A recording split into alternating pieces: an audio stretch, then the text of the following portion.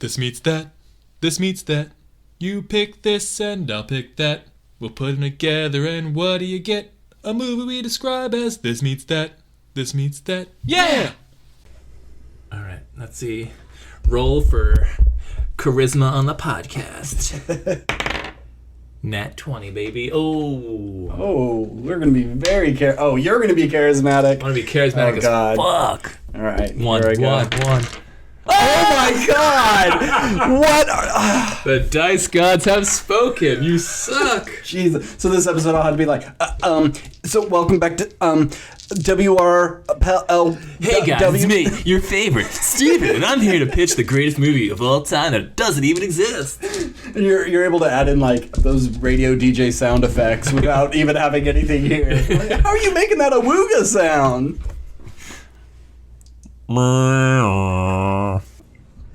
Welcome back to another episode of This Meets That.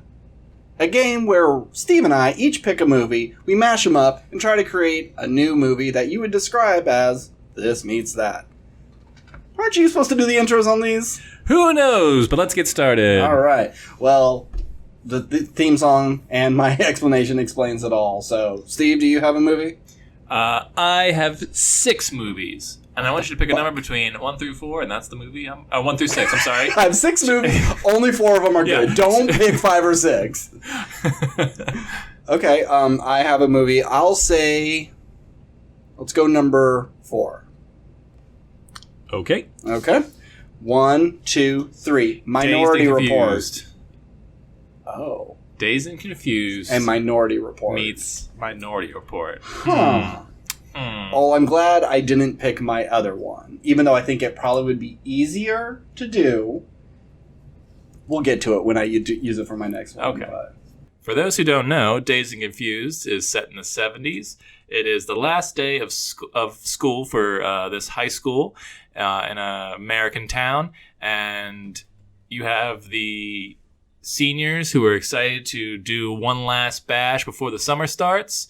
And you have a group of freshmen who are trying to outrun some senior bullies who have the tradition of hazing the freshmen who are coming from up from 8th grade, and they got some paddles, and it's just kind of this coming of age tale of youth in America, letting go of your path, moving on. We have characters who, don't want to leave high school because, they're hot shit and other people are excited to get out of there. And also the women do it too. Like there's hazing for them, but it's more like putting sloppy joes and whipped cream on their face. I think they get it off a little easier because they paddle them with these like massive, huge fucking like boat oars. Yeah. and like Ben Affleck with a giant paddle is a very scary thing, and he's a psychopath in this movie. But we're not talking about the movie itself. But that's the general coming of age, end of school, hazing, and they're all getting together in a park. There's a big party. Yeah. And then Dazed and Confused. Yeah, Dazed and Confused. And it's one of those classic movies that kind of not necessarily started, but was real popular with like, I think weed heads. Like I feel like weed heads. Weed heads. Yep, that's how old I am. I feel like if in the early '90s, late 2000s, there was a lot of Dazed and Confused posters on. Oh, for sure. It was definitely like, man, this is totally me and my friends. Oh, what a time to be alive. I could totally relate to these characters. Yeah, if you were in high school when this movie came out, you were like, oh yeah, I'm definitely like smoking some J's, rolling some doobs. Because I'm so fucking cool. Well, this came out in 1993, so I wasn't in high school yet. But, I probably didn't see this until I was in high school. But I also didn't smoke pot in high school either, so it's not like I really connected with any of this. But so our other movie, Minority Report, Tom Cruise is I was going to call him Future cop. I was going to call him a time cop. It's a future crimes division where 3... I don't even know what they are. Precogs. They're called precogs, but they're triplets, and were they all like crack babies or? Let's just say they're humans with the ability to see possible futures. Okay. That's all you need to know, I guess. And so crime is eliminated because they see all crimes take place, and they've been able to stop it before it happens. So it's kind of a peaceful, futuristic, but there may be some shenanigans where someone may have been killed, but the precogs weren't alerted to it, and it's a cover up, a mystery, and he's gotta solve it because he's getting pinned for it as well, right? Yeah, they see a crime where he murders someone, and yeah, he gets pinned for it, and it may or may not be true. Yep. Well, I mean, right off the bat, we have two very different directors. I can see Steven Spielberg do a Dazed and Confused type thing. Richard Linklater, yeah, he probably could. He's done some weird stuff, but I don't really like Richard Linklater all that much. Yeah, I mean, I've liked Richard Linklater stuff. I like Dazed and Confused a lot. I liked. Did you ever see Everybody Wants Some? No. By him, but I heard that was like kind of the spiritual successor. Yeah, it's Dazed and Confused, but set I think in the 90s. Or doesn't matter. I don't think that's right. I think that's the 80s. The 80s one. It doesn't matter. But that one I say I like a lot. And I don't remember the time period, but that one's set at college, and I think it's like a freshman's first year, and he's like part of a baseball team. I don't know. That one was a lot of fun, but. Yeah, he doesn't really do a lot of stuff outside of the, like, real human stuff, where Spielberg does, like, these big budget genre pieces. So to see them tackle each other's work would be, I think, odd. But like you said, I think Steven Spielberg could do both of them. But also, we're not even doing director versus director on this one. We need to mash it up. Okay. I'm just looking at his filmography, and... Doesn't he have that new one where it's like kind of they drew over live actions almost? That's kind of like what it looks like, where the kid goes to space. Oh. It's called like Apollo 13 and a half. Apollo 10 and a half, A Space Age Childhood. He's a producer on that. Oh, okay. I thought he might have directed it. All right, never mind. Oh, yeah. Let me pull this up. Oh, okay. I guess he is directing it as well. Everybody Wants Some, Boyhood, Before Midnight. Oh, yeah, he did all the Midnight, which I've seen none of them. Neither have I.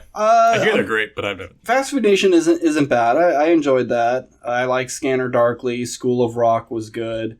But... oh, yeah? School of Rock? Yeah, everything else... Yeah, I'm not a big fan of. So, let's see. We got sci-fi. Both of them are kind of period pieces. One set in the 70s, one set in the year... I don't know. Future. Not now. Oh, how do you combine police force, predicting the future, stopping those hippies at a party in a field? Well, I think the easy thread to pull would be you have kids who go to this special Xavier School for Gifted Youngsters. Okay. And they all exhibit special talents, maybe. And then those said kids is like, oh, this one can see the future. We'll use that kid to, stop crime. But you don't want it to be the X-Men, and you don't want it to just be, oh, here's a kid who can see the future and stop crime. Because then it's just Minority Report. Yeah. So what if you do... kid who can see the future. Well, he's new to the school, or it's like the first. It's his first day of school, but it's the last day of school. The parents really didn't know what the hell they were doing. No.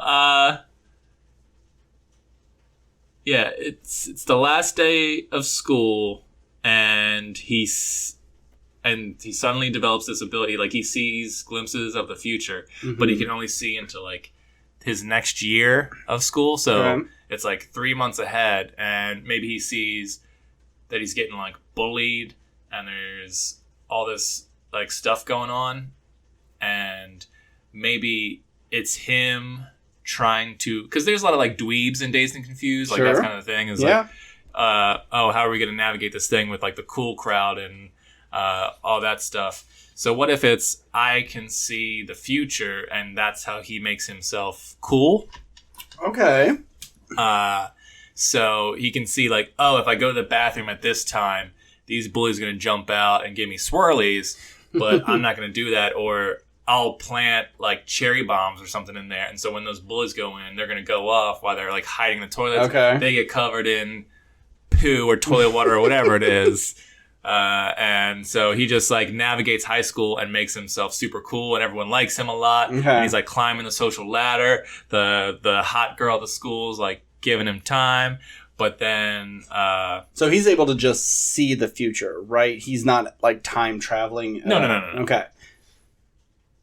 But how does the seeing of the future work? It's not a set in stone sort of thing. So if he knows he's going to get bullied and he takes a different hallway and he doesn't get bullied, his future would change each time, but he doesn't necessarily know if that's for good or bad. He may be making things worse or better. I like your idea. Let me just throw something out. Okay, great. So what if some kid learns of the future? He knows something that's going to happen on the last day of school, and it's the first day of school. And he keeps having the same vision, say every morning before he wakes up. It's the only thing he dreams about. And it seems like no matter what he does, it never changes. And I don't know if it's vague and he's trying to piece it out, or it's very clear, like, you're going to die at this party in this field on the last day of school. So it's like, okay, I know I am going to die. I don't necessarily know how, so I'm going to avoid it at all costs. And no matter what he does, he somehow he ends up there. Yeah, I guess you could do it as like, because Minority Report is, essentially a mystery. It's like, what if there's not necessarily like a school shooting, but there is a murder. But when he sees the vision, you can only see, the black gloves with the gun in the hand or something. It's like, okay, the girl I have a crush on is the one who gets murdered or whatever. And let's say it's in the field or whatever, so we don't have to do a school shooting movie or whatever. I mean, since it's a party, it seems like it would be a date rape turn murder sort of thing. I know. I mean, we don't. Let's not go with These are both rated R movies, Sure. Actually, I don't know if Minority Report's rated R. Probably not. I think it's PG. Doesn't matter. But yeah, so something awful happens to the girl he loves, and so it's him throughout the school year trying to figure out who it is, and it's like, and then maybe it's like, oh, her boyfriend might be the obvious choice. And so he's like, I'm going to try and get him suspended.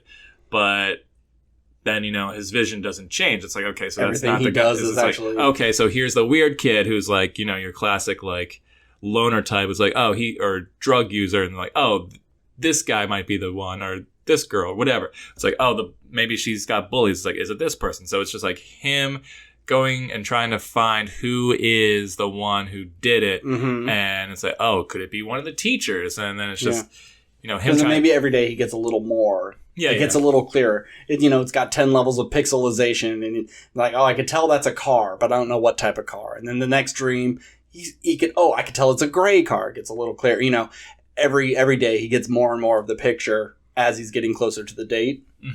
So is it going to end up being some dumb twist of like, he's the one that killed her? Oh, look, it was his destiny, and he couldn't stop it no matter what he did because he was the one that killed her. Yeah, that's the only part where I'm like, I feel like anytime you see something in the future, it either has to be something like some obvious twist of, oh, it's him, or some secret clone or something stupid.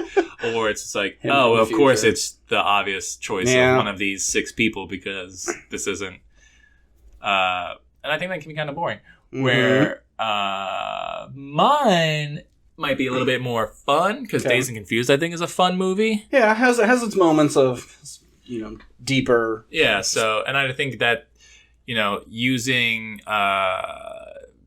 foresight to climb the social ladder and make yourself, like, we've seen the classic, like, oh, we're gonna make up the nerd to be cool, and or the hot girl's gonna be like, oh, I'll be your boy, or I'll be your girlfriend, so everyone thinks you're cool. And then you learn that, being popular isn't everything.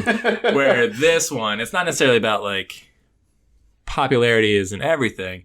It's just, how do I navigate high school and be the person that I want to be, and like trying out different cliques, and it's like, okay, I can go to this group and like, oh, okay, I'm going to be the coolest person in this group. Mm-hmm. And like maybe not really finding your niche because you're like tricking your way into all these Mm-hmm.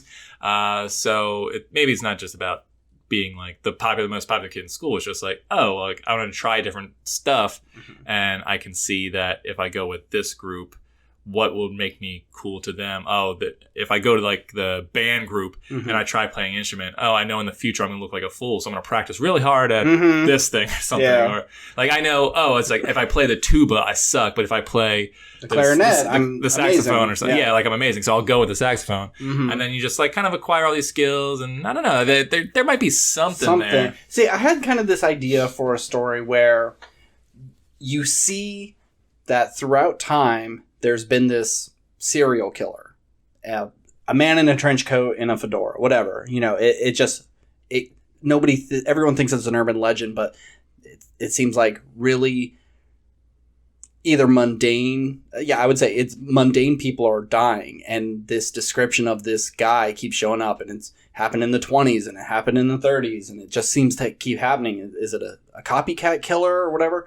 But it turns out it's a guy who is able to time travel. Maybe he's got a book, maybe it's vision, a computer, something that can show him all the different paths and how everything is affected. And he's from the far-flung future that sucks.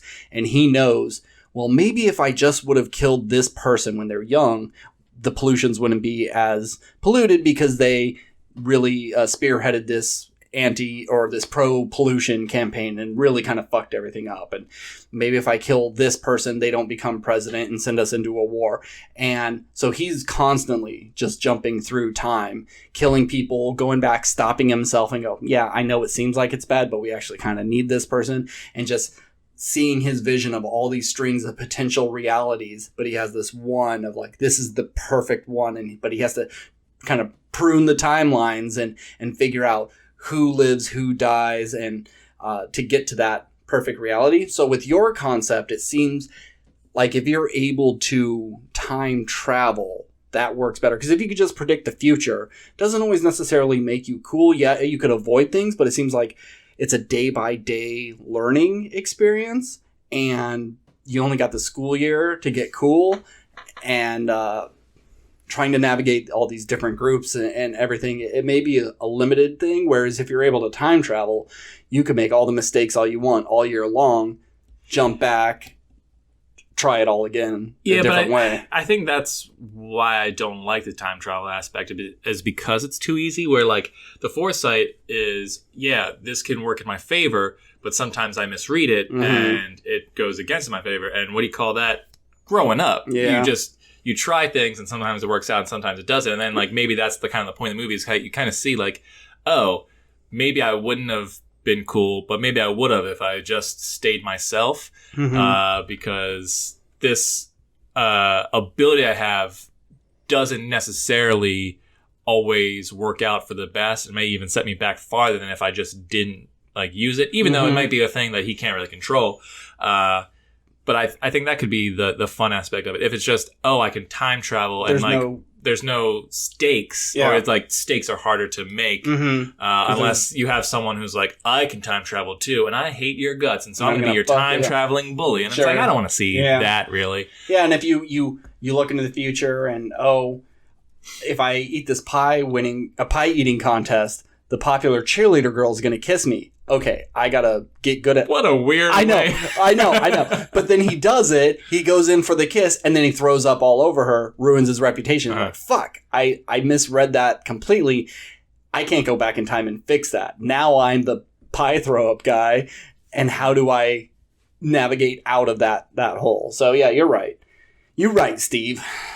So okay, can we break this down into like a 3-act thing? Because usually we're pretty good about going like, okay, this is how the movie starts and this is where it's going to end. Yeah. I think we have a structure, but like what's the See, that's the tough thing, because you can see in the future and his life can take these really dramatic turns.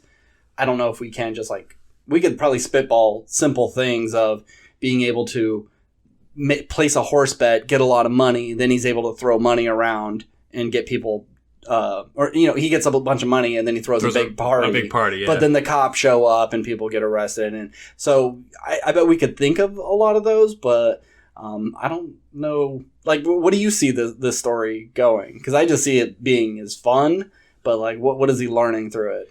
Yeah, I guess like I said, he has all these fun adventures that like lots of kids have growing up, and like no one knows yet because has this power or not maybe this power, this ability, and then by the end he kind of learns like, oh, it doesn't matter what I do, and maybe just learns like, okay, I'm just gonna like ignore this kind of thing because it takes the mystery out of growing up. Especially since I don't always get it right. And that's kind of like the lesson he learns. Sure. But I don't know what the big ramp up is. Like, will it all lead to prom? Will it all lead to, the big party at the end? It's like, depending on how this party goes, either like I'm going to get arrested and ruin the rest of my life, or I'm going to, kiss the girl that I like. And it's like, you know what?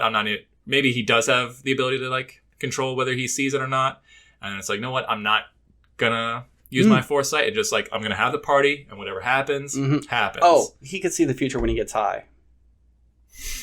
Dazed and Confused. Oh, come on, it's gotta be. Yep, you're right. Right. It's gonna be one of those dumb stoner things.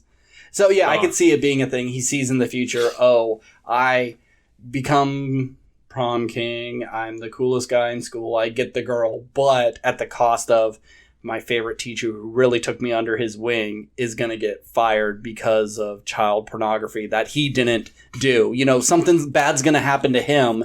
And it's like, yeah, I'll have it made in the shade, but this other person's life is going to get ruined. And that's the lesson he has to learn. Something. Sure. Okay. Well, if he sees the future or sees a possible future every time he gets high, what do you call this? It's like, my future's hazy. I was kind of... I was trying to think of like hazed and cog fused, but that was really... God, don't stop. Please stop. No, my report on confused minorities. Yeah, I like either Future's hazy. Future's hazy, or like Hazy Days. But it's like you got to still kind of work in the seeing the future thing. So if you just said like Hazy Days, it's just like, oh, it's just a high school pot comedy. I think you got to work that in. Oh, what's it in the Magic 8 Ball? Like, outlook not clear. Ask again later. Unclear future. Joint. Future. Time. These are words, yes. Yeah, I'm trying to piece them together using my precognition to see the answer to the movie title. Hazed of Future Past. I just call it Future's Hazy. All right. Okay. All right. That's something. It's been a while since we've done this. We haven't gotten the juices really pumping. Yeah. Get it all out. Get it out, Steve. Yep. Are you going to roll for this one? Yep. Let's see. Try different dice. We're going to roll for, I got the charisma all day. Creativity? Roll for creativity. 7. Ooh, that's not good for me. All right, Ben, save us. All right. Roll high. 10. Ooh. All right. Mediocre movie. This is not the podcast. Here we go. All right. Well, so I'm going to pick number 1. Okay. This one might be more up your alley. Okay. 1, 2, 3. Encino Man. Men in Black and Encino Man. See why I'm glad I didn't do Encino Man, Dazed and Confused. Pauly Shore is just kind of like that character anyways. And I can see a caveman hanging out with a bunch of stoners, but what else is there? But, what'd you say? Men in Black. Oh, yeah. Well, it seems like obviously you can't have like a division of the government who supervises cavemen. It's not a very common thing. So I imagine this one would be some kids find what would be perceived as a Neanderthal type person because it is humanoid but looks odd. And, like Brendan Fraser? Yeah. I mean, I don't know if I've ever seen Encino Man all the way through. Really? Yeah. So, but I mean, I know of the concept, and they like dress him up and put sunglasses on him, make him cool, and all the girls want to make out with him and stuff. I got a better one from Men in Black. Well, let me pitch you Encino Man, and if we don't like it, pitch me the other one. Well, let me just give it to you. Okay. Hostel.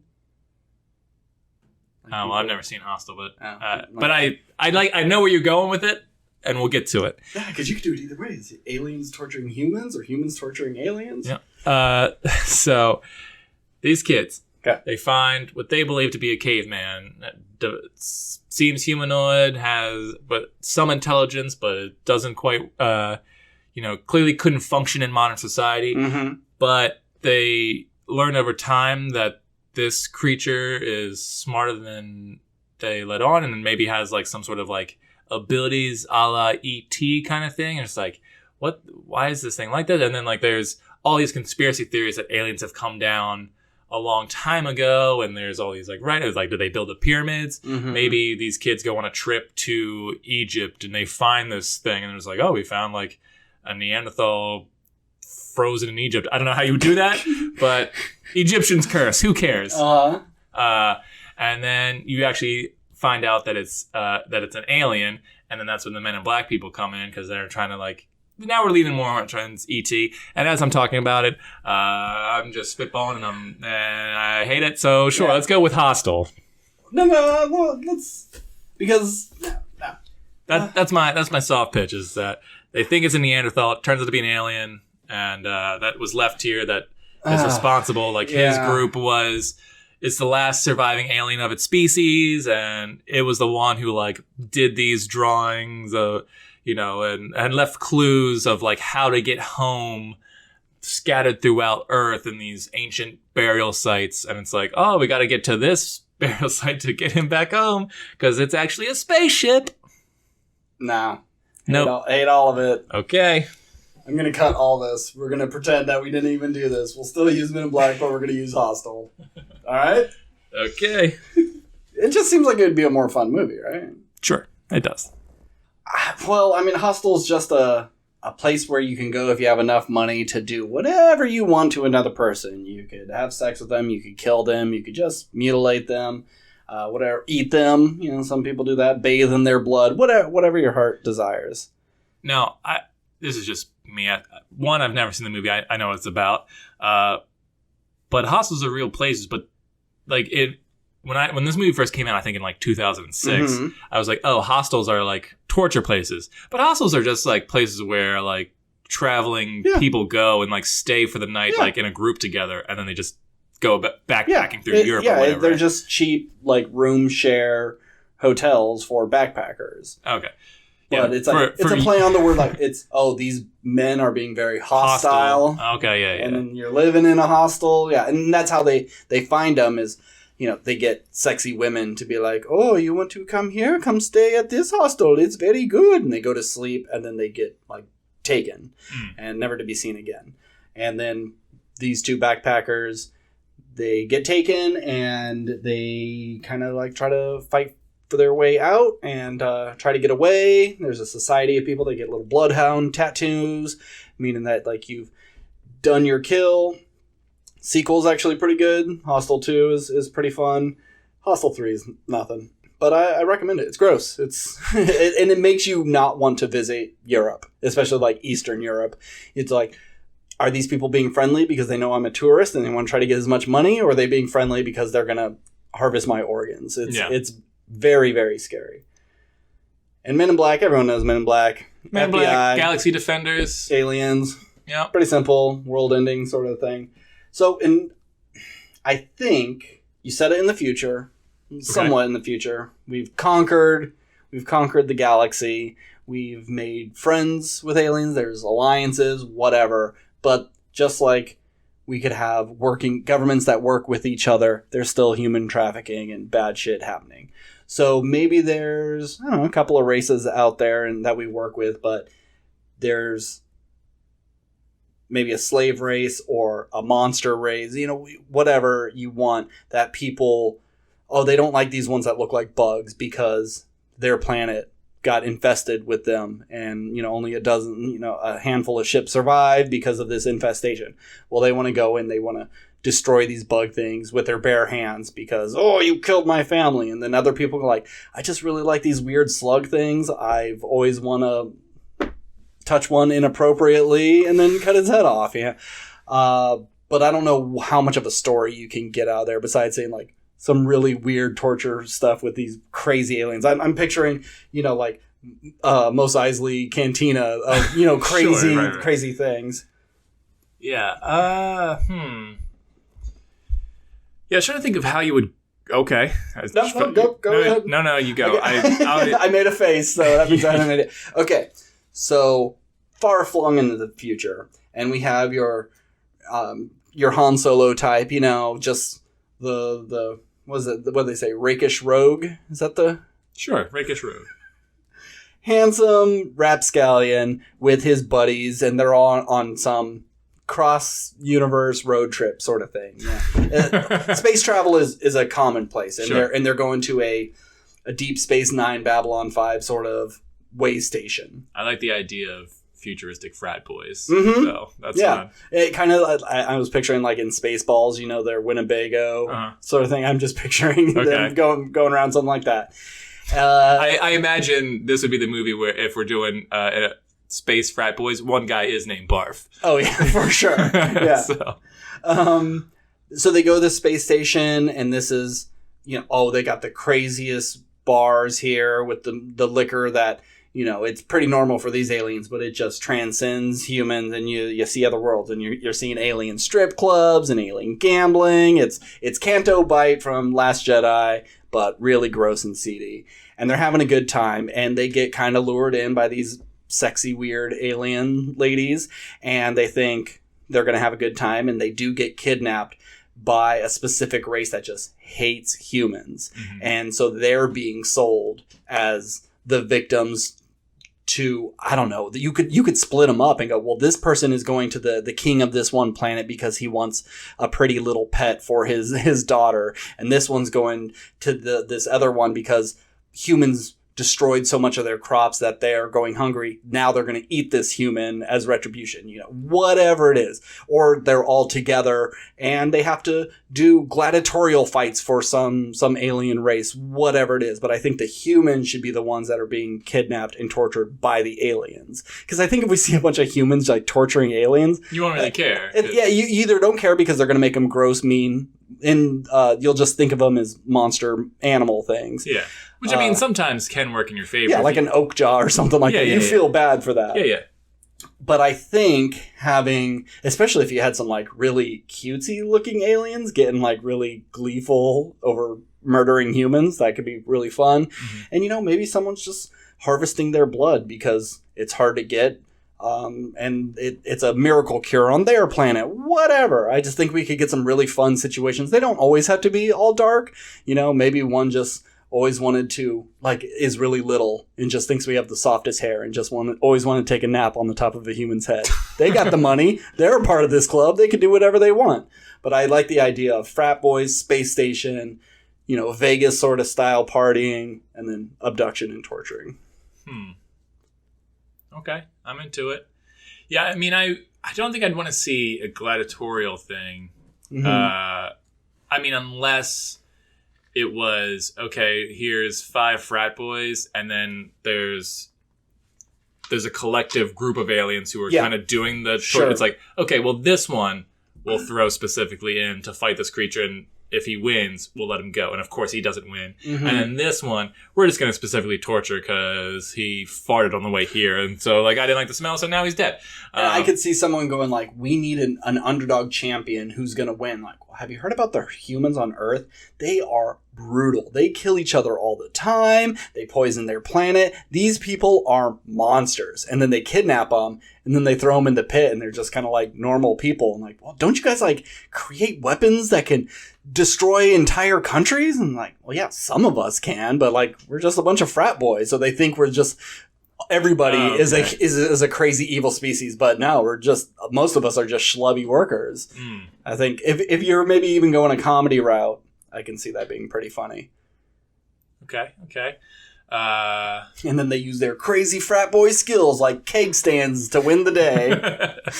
If I chuck enough of this alien alcohol, I can muster this. There's a weird like liquidy one, and it's just like, barf, dude, we know you could chug the most, and he has to like drink the whole alien until it's small enough, and then they just beat it up. Beer Fest meets Gladiator meets Thor Ragnarok. Sure. But it's not a gladiatorial arena. It is a hostel of torture. Yeah, I mean, I think you could do a lot of fun horror stuff, especially if like the group is like, okay, here's some aliens that want to do awful things to us, and maybe, you know, when they get there, there's another human who's kind of like I've been here for a month, and you know, I was part of a group. There was a human transport vessel where they captured like 50 of us, and now there's only like 2 of us left, and you're the refill. And you guys are the next ones that came across. They enjoyed torturing us so much, or this is something they do. We're so wet and squishy and easy to kill. And then, you know, they see one guy who gets pulled away and gets tortured in some insane way or whatever, and like, oh, this shit's happened to us. And so now they have to like, Marcus, the person who's with, and maybe comes kind of like trying to be like a prison escape kind of thing, where it's just like, this person who's been here a while is like, I've been around the facility, I've seen some things, I can help us get out, but you gotta get me out of here. And then it's like they all have to like team up to try and get away,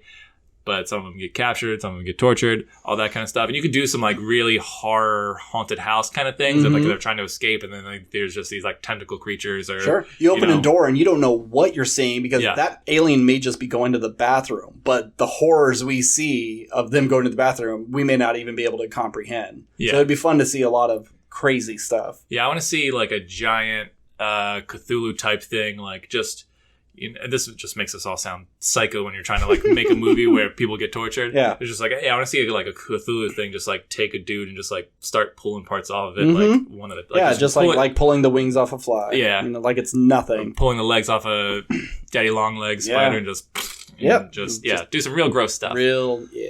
And I could see, you know, there's 5 of them, and they all have their special task, and one's the lookout, and one's this, and we need Petey because he's the skinniest one, and he could fit between these 2 bars, but then Petey happens to be the one that gets grabbed and either tortured or killed in some way, and now it's like, well, crap, how do we do the plan now when we're down a guy, and maybe we got to sacrifice the lookout in order to do this thing. I don't know, but there's some stuff you could do. Or what if one guy has like the keys to escape, but he gets eaten, but as he's getting eaten, like the monster that like ate him died somehow, or like they're able to kill the monster like trying to save him, but so Petey's dead, the keys are inside this monster's belly, but this monster has sort of like an acidic saliva, and so they're just like, someone's got to go in there, and so you just see one of the friends like, it's like, all right, he pulls a short straw, it's like, all right, get in and get out, but he has to like slowly move through the saliva to get to his friend, and it's slowly burning him, and so you're just seeing like his skin melt off to try and like get the keys. I think that could be really fucked up and cool. Did you ever see Deep Rising with Treat Williams and Famke Janssen, the weird octopus monster on the cruise ship? What? No. Oh, wait. I've seen parts. Okay. Yeah. It's awesome. There is a part where a guy gets swallowed, and then he gets spit up, and he's like half digested and just melting, just like... It's, even for the 90s, the effect is really cool.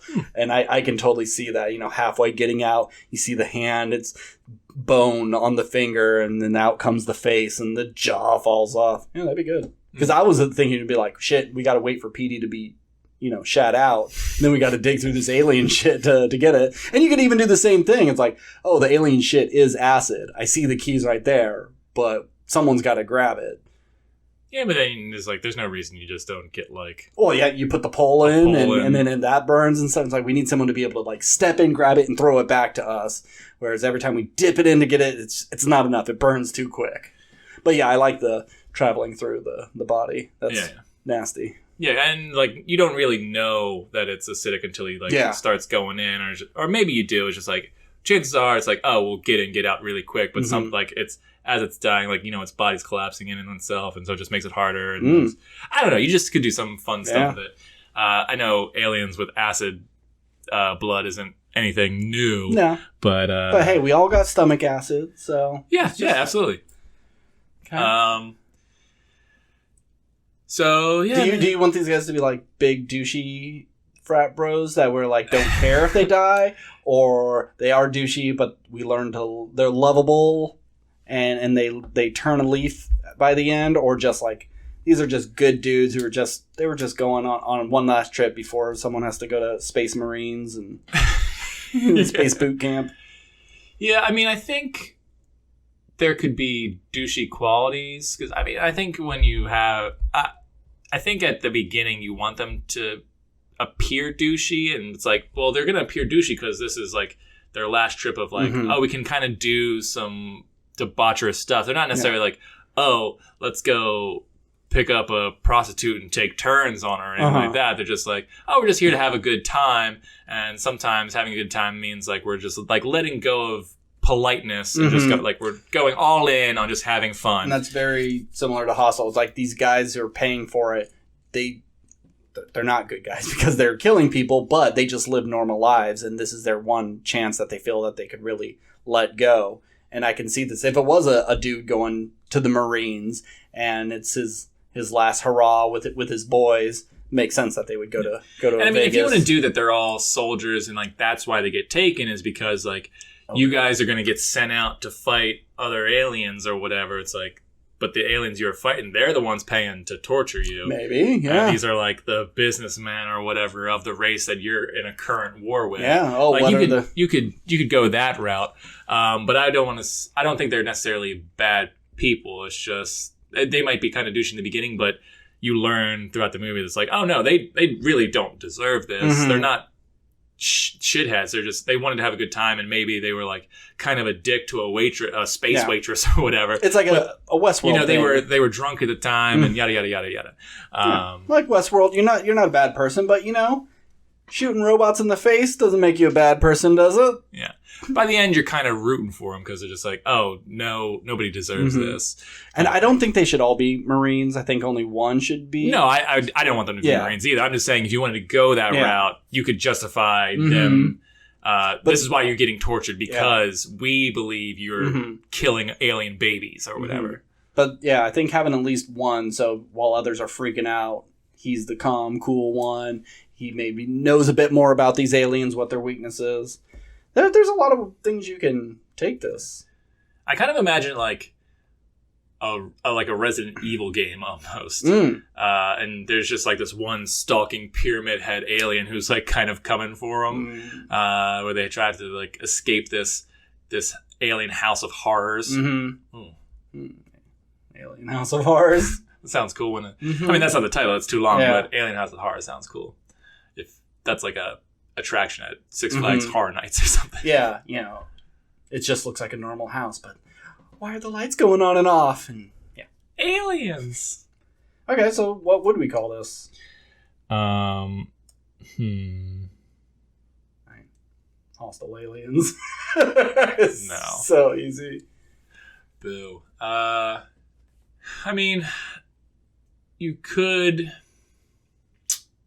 if you wanted to, like, go the route of, of course, like, humans in the future would name stuff in space, like, classic space names and stuff. It's like, we can stay at the black hole. The black hole is, this hotel in the middle of the whatever galaxy, and if we hear anything goes kind of there because like it all disappears or whatever. It's like if you're going to space Vegas or whatever, you go to the black hole because anything you want to do, like have sex with aliens or whatever, like disappears and never no one ever talks where about you dump the bodies is in the black hole? Kind of, but it's not necessarily murder, but they get taken to the black hole because there's no escaping the black hole, and that's what they do. They have to try and escape this impossible scenario where these aliens are torturing and murdering. So what's the title?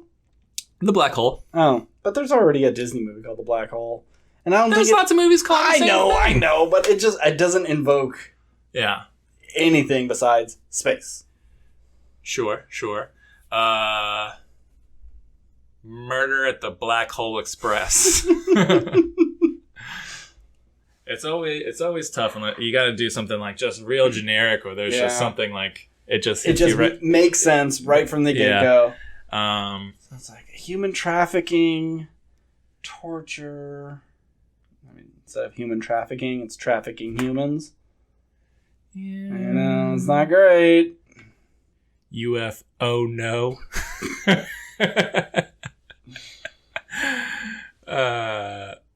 Phone home because they're trying to make contact to get. You can't steal that. It's like calling a movie "Yippee-ki-yay, motherfucker." You can't just steal someone's tagline. Or at least an inkling of something. The hostile and hospitality, inhospitable. Inhospitable is kind of cool sounding. It's kind of a hard word, I think, for people to say. Inhospitable. Yeah. Can I get a ticket to In Hospital? Yeah. Oh, that space alien torture movie? It's in a hospital? I don't get this. That would be like the place where you like bandage up the torture. Like that's inhospitable. Yeah, it'd be different if they were like on a planet with like no life on it and things were chasing them, and you just call it something like barren. Yeah, but like what would you call? Unless there's a name for the alien place, like the black hole, that you would just call it like, okay, we're gonna name the movie after this, or you name it after like the space Vegas that they go to, or you just do a generic one-word title, just like inhospitable. Inhospitable, yeah. It also feels like it should have a title that's like My Daring Escape from Blank. It has a little bit of a longer title. Sure. The Price of America's Freedom. Freedom isn't free. What about Hostile life forms? What about Closed Space? Because they're in space, but they're in an enclosed like building. Enclosed space or enclosed space? I was thinking EN, but I like yours of in closed space, because you're in this small area where it's like you have to escape, but you're escaping to all of outer space. So in close, and like it's a play on words. Yeah, I don't dislike it.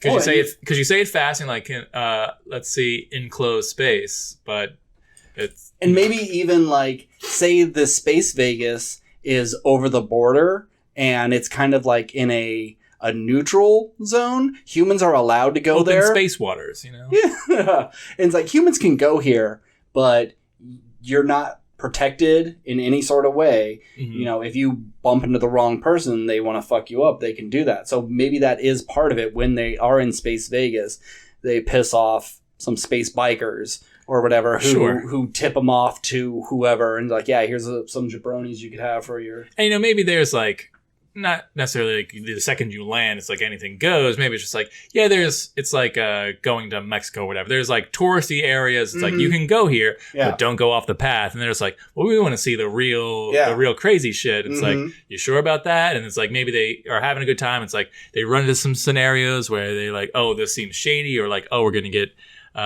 fucked up, but it actually leads to more fun. So they're just like, because they're almost constantly like, the danger is what's like the fun part. It's like, and they're almost getting caught doing things. They're just like, oh, okay, well, we keep almost getting caught, but we don't, so it's all working out. So they just feel like, okay, well, we can push this, we're invincible. And that's ultimately like what puts them in this horrible scenario where they're like, okay, like we really fucked up, and I see like why people talk about this. And Yeah. Yeah. That's even better. That's like, I like this one. Better than Future's Hazy. That's for sure. Enclosed space. Nice. You want to do a third one? Because we're only at 55 minutes. Sure. Okay, and I know since you got more on there, but now I need to think of a special one because, well, actually, Okay, you picked 1 and 4. Okay. I don't know why, but Okay. let's do number 5. Okay. Yeah. All right. 1, 2, 3. Beauty and the Da Vinci Beast. Code. Beauty and the Beast and Da Vinci meets Code. Da Vinci Code.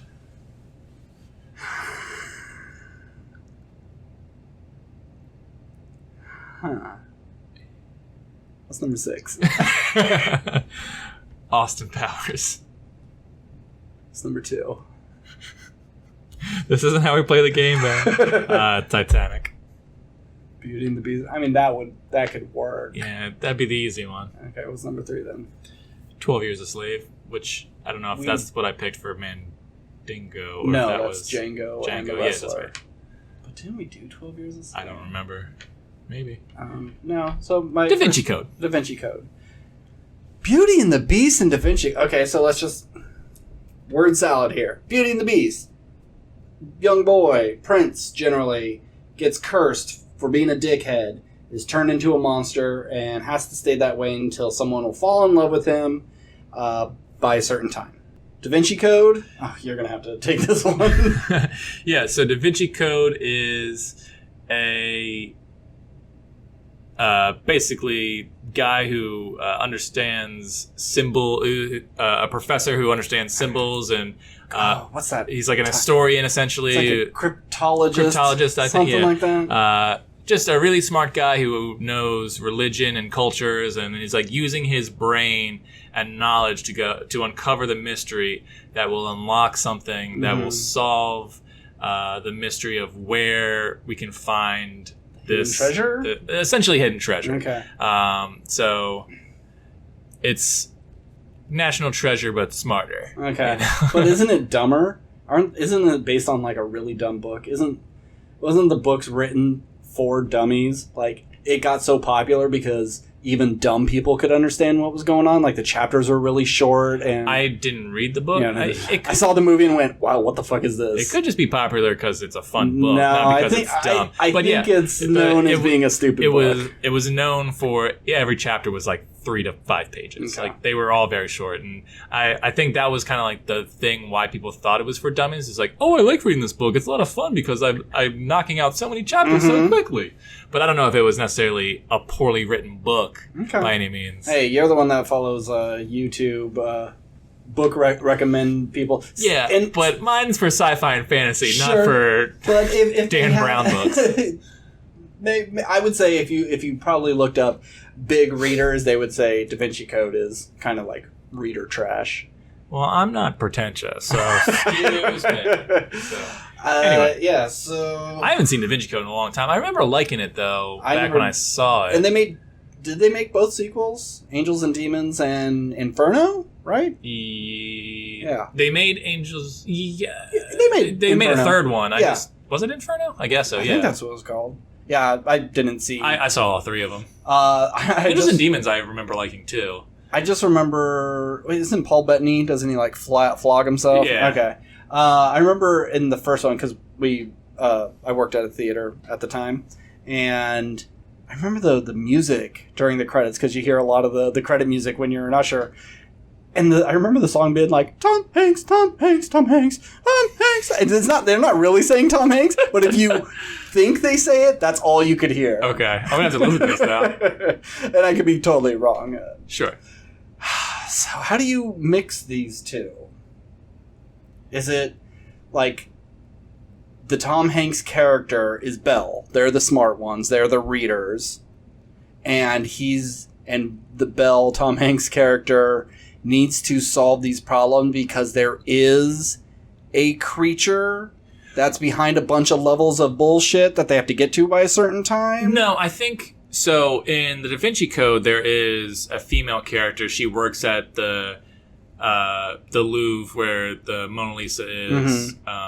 And I think you have her. She is, your Belle character of like, she loves books and history and all this stuff, and she loves research. And then there's this, she uncovers through her studies, like, oh, there's this hidden temple underground that's some ancient archaeological site that could lead to some really fascinating whatever. And so when she goes down there, she meets the Tom Hanks character, who is the Beast. Not that Tom Hanks and this woman have like a relationship, or at least a romantic one in the Da Vinci Code. I don't think they do. But maybe. I'm sure there's a little cute thing but at the end. He's like, I used to be human. I look like this because I came down here, discovered something that turned me into this monster. And so she's like, oh, well, maybe he's been down here for like 100 years or whatever. And so it's like, oh, okay, well, I have I've uncovered new information. I found this ancient book. Oh, I've been looking for this book. And so now it's these two teaming up, going through this ancient temple, like, oh, I never went down this corridor. I didn't know this secret door was here. And so like, you then have a movie of this monster and her and their love of history and science and archaeological digs and stuff, like uncovering this mystery and like uncovering what this curse is and how to break the curse, and like them kind of falling for each other as they go because they have a lot of things in common. Like, even though he's a man out of time and looks like this hideous beast monster, he's still a person, so there's things to like about him.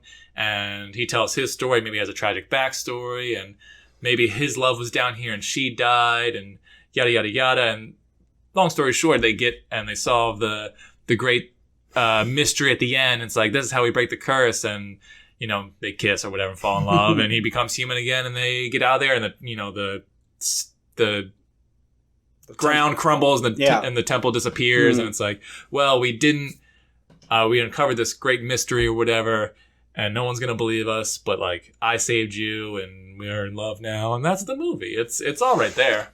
Pretty simple, yeah. I think he needs to be something more than just like a beast person. Like if he was a golem or something, like a big stone monster, maybe. Sure. I mean, you can make him whatever you want. I'm not saying he has to look like the beast and he has to be furry or anything. I mean, I guess it's easier to believe like she would fall in love with him if he was like more of a cute animal versus a stone person. Yeah. But I mean, people fall in love with like Star Wars robots all the time. You really don't need to have something with like even a face to really fall in love with. So there's plenty of monster fuckers out there. If people fall in love with Venom, you can make them cute. You can make them gross. You can make them like kind of unfuckable. But if he's like charming enough, in his way, and then if you want to include sort of the Lumiere, Cogsworth characters, you can have like maybe his excavation crew. They like he got turned into like this beast creature, but they all got turned into pickaxes and stuff. No, not. I don't want to say like walking pickaxes, but it's like, okay, maybe he's a beast, but they all turn into like gargoyle type things, and so like now he's got this like team of stone people, and like that's maybe their curse. They have to like keep digging the site, and like they've become like the ground they're digging on, and that's just like their curse is they could just be constantly like excavating this temple for whatever reason. You could do something like that. Yeah, and now I'm picturing the beast to be like a big Cronenberg thing, some cosmic horror, a big goopy thing that's attached to the wall. You make it like disgusting and really unlovable. But I don't know how you do a story about that. I mean, I think it has to be small enough, I think, to like go through these. But like maybe that's like you see the Super Mario Brothers movie. Yeah. And there's like fungus everywhere. Sure. It'd be like that. Like it would be able to kind of like travel with her along the walls. Like you just like imagine a little mouth going along. I mean, that's a joke. But like if it's like, say, a fungus that goes through everything, it doesn't matter where she is. He's connected to all of it and can talk to her at any time as long as he's spread that far. He's not necessarily the mass in the middle. He's all of it. Okay. I mean, if you want to go that route, you could do a thing where it's like the journey of it's like I can travel through this temple, but I can't find my body. And that's kind of like, okay, if I can get to your body, then maybe I can break the curse.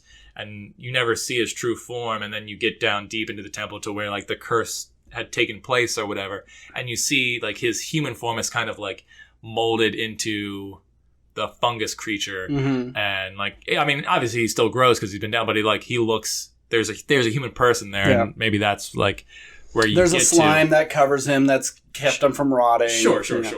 Yeah. Well, okay, so here's the thing. With Da Vinci Code, it's based on our history and our art. In this movie, are we making up a fake history? Fake kings? Fake world? Or are we basing it off of stuff that we exist and we're just using it? Like, if you said, oh, well, this curse is based on H.P. Lovecraft, and it's all Lovecraftian things. Okay, well, we have the Lovecraft books to base this off of? Or are we just saying, no, we're making up completely bullshit stuff? I mean, I guess it depends on where you want to go. I guess I imagined it as based on stuff that's in our world, and like you could take some liberty. Like, let's say you went with Greek mythology or whatever, and so it's like, okay, she's in Greece and she's an American student on a student program or whatever, and this curse has. There's some story where this kind of thing does exist, and she just finds this a Pantheon, Athens type temple that's just buried underground or whatever, and like, so she's using her knowledge of Greek mythology to, there's not saying I want Greece. I know, I'm just but saying, it's like thinking about like the human stuff, the Greeks and the Romans, and it's like so fucking boring. So I'd want to find something. You go like maybe more Aztec. That could be sure, 100%. Yeah. It's just I don't know enough about other people's cultures that it's hard for me to. I'm only pitching Greece because like I know enough of it. It's white culture, so of course you know. Yes, I don't know shit about Indian. But it could 100% be Aztecs and or an Asian religion culture. So I don't know goddamn shit about that other than like dragons are cool. So my point is just like you could do. What religion do you got that's got the cool dragons? I'd like to join that one, please. But I like the idea of like basing it on real stuff, because when it's based on just stuff you made up, then you have like no real interest in it. True. It's just like why we couldn't write this one is we're not smart enough to go like, oh, you remember when the ship of Democladicles sank because of that lightning bolt? Yeah. Well, actually, we can work that in. And it's like I don't know anything about that. Sure. And I basically I think want it to be hints that like this is based on a story that like shouldn't be true, because like let's just say we found the door to the underworld of Hades or whatever. It's like, did we find, like, is this the gateway between our world and their world? But you don't go full blown like, okay, this is just all magic and like gods are real and all that. Like you don't need it. You might drop hints that this kind of stuff, there's some sort of cross thing, or it's like this story could be true, but maybe it's true. Like the story came from a real place. Like this is just the fungus that made people go crazy, but people thought at that time it was the gods making the people go crazy, and that's what started the story. I think like the Salem witch trial is we are learning more that there was more spores and things that people were eating and breathing that maybe made them do weird dances in the middle of the night, because it was all hallucinations. Sure. And so that's why. Well, they weren't witches. They were just eating weird food and having a fucking trip. So yeah, I think that's kind of like what I'm leaning towards, is just like there's something that could be interpreted as real, but also like maybe there is something more to it, but we're not going to go into it. Like Roanoke. Maybe. Why did they all disappear? Well, they probably all just left the area because of disease and mated with other people, and there wasn't anything major that actually happened. But no. We're going to say Cthulhu monsters in Roanoke!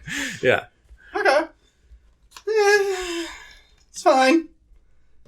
You gotta start selling these for the listeners. If you just like kind of dislike all of them, then we're gonna. I know. We need to exude confidence in our storytelling ability. Well, maybe we should show examples of our storytelling ability. Fuck you. So what do we call this? Uh, Beast Code. That sounds like such a cool 80s kids toy thing. Beast Code? Beast Code, yeah. It's like animals meets computers, you know? It's like a Digimon. Sure. Beast Code. Beast Code. But, you know. Well, now I want to pitch that. All right, Beast Code. Every animal has a 4-digit code, and you unlock special abilities. I got a bear with wings. I got a rhino with 3 horns. That's kind of cool. Yeah, like you could hack the genes of different animals and then summon them to do battle either against another animal, Pokemon style, or in a war type thing. My chimpanzee's got Wi-Fi. Beast Code. Beast Code. Dude, I'm just going to write down the words Beast Code. And then 6 months from now, we're going to be like, what the fuck is Beast Code? And then we're going to make those same jokes to each other. Yeah. All right, so we got student uncovering an ancient hidden temple with a cursed man in it, trying to break the curse. Curse of the sunken temple. And like, you know, Inside Beauty, Eye of the Beholder. I mean, it's a real dumb title, but I just want to pitch it. Because she's a university student, you call it Curse You. Oh. And just... And if it would be, the curse would have to be underneath the school then. Or the monster, whatever. You know, it was the old dean. And the old dean made a deal with the devil, whatever it is, and got cursed. Okay, yeah, I guess, yeah, you could do like, oh, there was this guy who disappeared, and you know he went on an excavation. He used to work for the university, but no one ever found him, and or I guess he didn't have to work for the university, but like we built this school or in this area to honor him, but we actually built it on top of you know the site. They wanted to build there, and the people said you can't build here. We're still, you know, this is land that still needs to be surveyed or whatever. But then, you know, the survey team mysteriously goes missing and the school gets built. And now there's this weird curse. Well, that's not weird. But you know what? We'll put Curse You for now as a placeholder.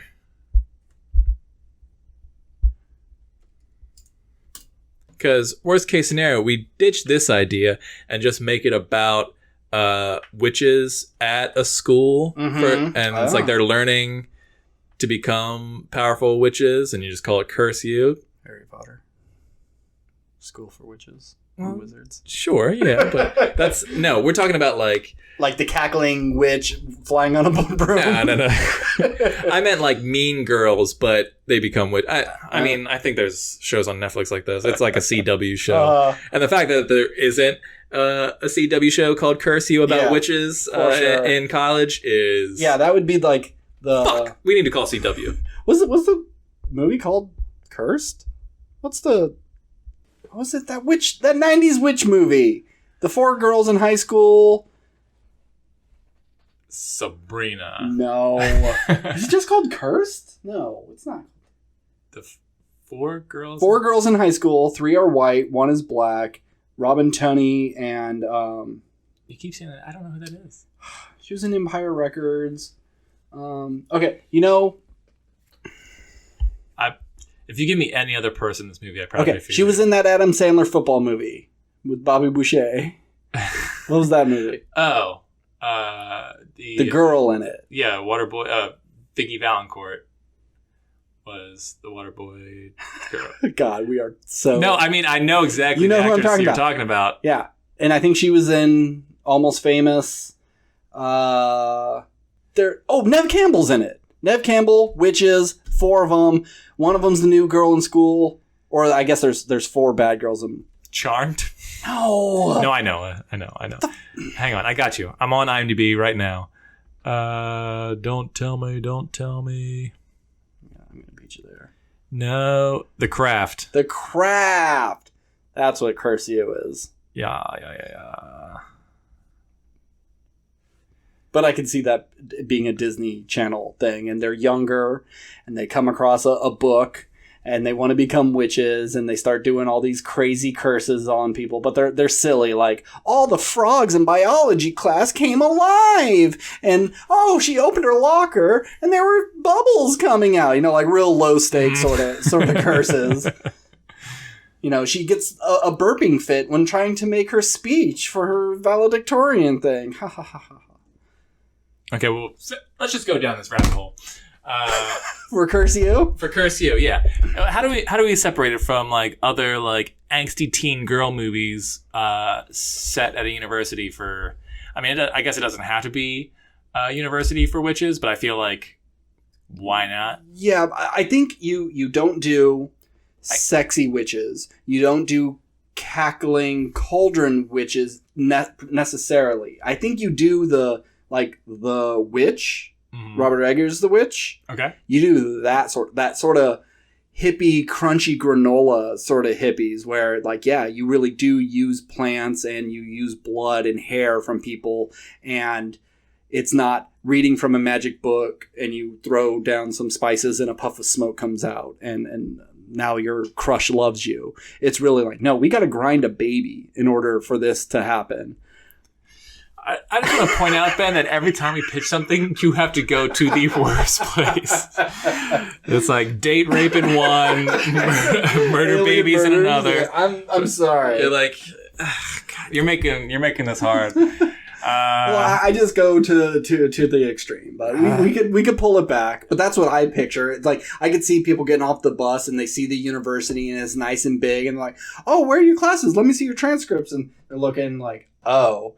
Yeah, you got to take that path behind the school, and it's that scary path into the woods with the creepy trees, and it's like the old school that they have abandoned to build the new one, but they still do all their witching stuff. This is the modern stuff where spells are a little more sophisticated, and this is the like really hippy dippy liberal arts version of the witch school. Okay, so here's my pitch that I haven't really worked out. Okay.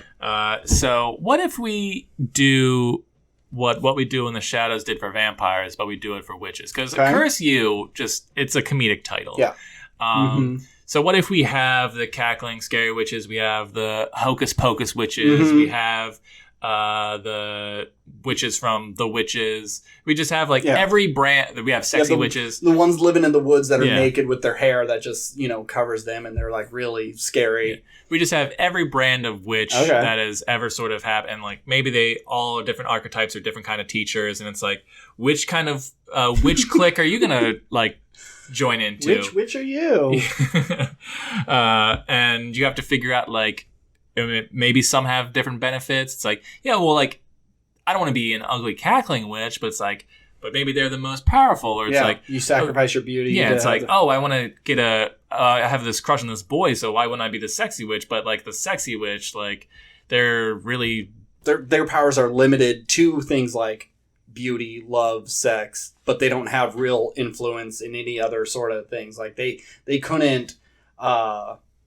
change someone. They couldn't turn you into a toad, but they could, persuade someone to like you. Like theirs would be more superficial magic. Or like you can go the sexy witch route, but it will ultimately lead for you ultimately going to the cackling witch because you can only be beautiful. So like that's kind of like the trade-off. It's like, yeah, I can be really successful for like 10, 20 years or whatever, but then it's an eternity as like the ugliest fucking thing possible. And then you just find different routes and comedic hilarity ensues and it's like, oh, I'm going on a date and you take your broom and there's like dumb jokes like, oh, my broom's like the hot rod of, it's like got flames on the side of it or something. I don't fucking know. There's a bike rack, but it's a broom rack, Yeah. Like I think you could do some fun comedy bits in the witch world, and it's just about finding where you fit in at Curse You. And I mean, maybe you could. It's not just for witches. You could do wizards and stuff too. Sure. And it's a boys and it's the first year that they're allowing boys into the witch school, and they're like, "There's a warlock school," and I'm like, I don't want to be a warlock. I want to be a witch. And so then our lead in our female, our show with mostly female, got to be a guy. Wait, what? It's a bad joke. It's like you have a show about all women and Uh-huh. witches and stuff, and then you make the main character a dude. Okay. Or maybe you could do something where what if someone gets cursed at the beginning because they're the son of a super powerful wizard or witch or something, and they go to curse you, but their curse is they can't do magic, they can't do curses, and so it's like they have to like take all these classes, which of course they're gonna like fail at, and it's like their curse is to like not become powerful or whatever. So and like maybe they don't even like break the curse. It's like, what am I'm a human in a magical world, what am I gonna do? Or you could do something that route. Yeah. Maybe Merlin is the dean. Who knows? You could do whatever you want. Sure. But that might be kind of fun. Yeah. Curse you. There you go. Yeah, it just depends on the level. Like, you could do a G, PG, PG-13. All types. It's depending on who you're selling it to. You're going to HBO, you go a little darker. You're selling to Disney, you go a little lighter. There's been werewolves and djinns and succubuses on What We Do in the Shadows. Have they run into witches? Yeah. They tried to, suck their semen out. It was in, like, season 2. They're, like, Nandor and Laszlo, they're all, like, captured, and they're like, oh, no, please don't. And it's like Fry with the Amazons and this Death by Snoo Snoo. Yeah. And then one of this recent episodes, Laszlo is telling young Colin Robinson, like, to stop reading fantasy books because they're all made up, and they take it to this street, and it's very much like in Hellboy 2, the market with all the crazy monsters, and so it's all a barter system, and so Nadia's trying to like trade one dumb thing for another dumb thing so she gets the thing that she wants, and Laszlo's telling young Colin Robinson, like, look, these are fairies, and he opens up a dumpster, and they're like weird bug monsters, and like, yeah, you're not going to read about them, they're hideous, you're going to read about cute little, flying women. And then like Nandor and Guillermo are doing the familiar fights. Like, vampires just force their familiars to fight each other to the death, but he's a vampire hunter, so he kicks ass, and it's a great episode. It's like 40 minutes long, too, and I wish it was longer, because everybody's stuff was just so good. So, in there, like, there's Babadooks in the world. It's just that part, it's just like, there's a bunch of Babadooks. There was one Babadook here.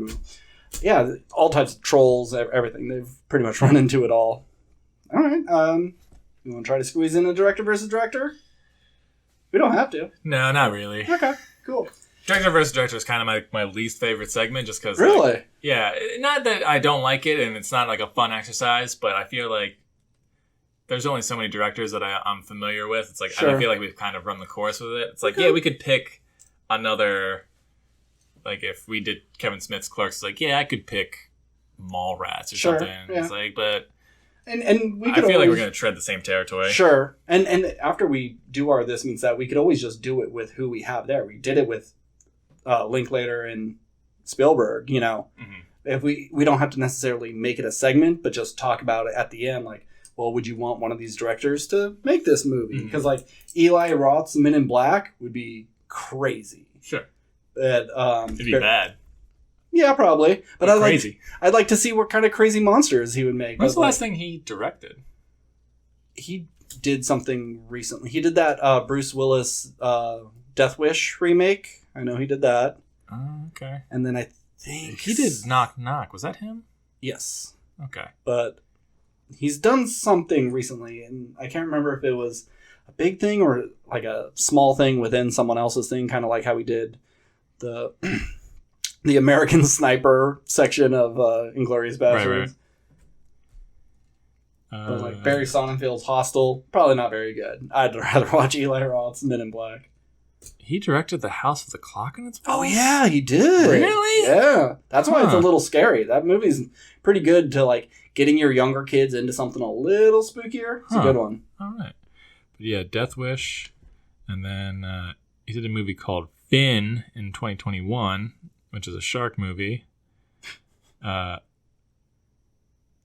a documentary.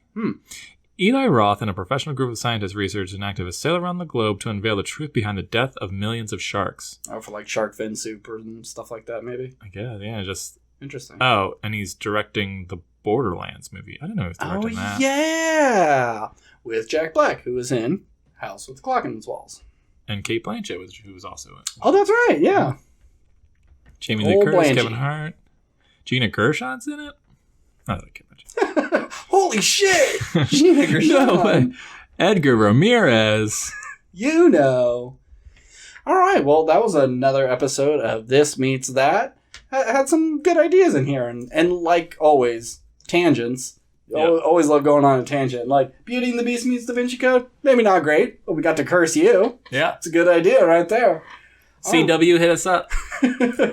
If you want to pitch us 2 movies to mash up and make a new one, or maybe pit 2 directors against each other and see who can do each other's work better, hit us up on wrplpodcast@gmail.com or on Instagram or Twitter.